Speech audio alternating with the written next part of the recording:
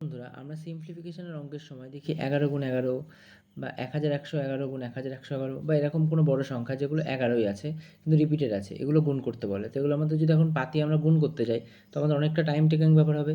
এর জন্য একটা খুব ভালো অ্যাপ্রোচ আছে। যেমন ধরো এখানে কি আছে 11 × 11, তাহলে আমরা ফার্স্টে কী করবো, আমরা 1 লিখবো, তারপরে কটা সংখ্যা আছে 2 লিখবো, 2, তারপরে আবার একই লিখে দেবো, তাহলে 120 হয়ে যাচ্ছে। নেক্সট পরেরটা কী করবো, 1 2 3 4 আছে, তাহলে ফার্স্ট আমরা 1 2 3 4 লিখে দেবো, এরপরে আবার ব্যাক করবো, তাহলে 3 2 1।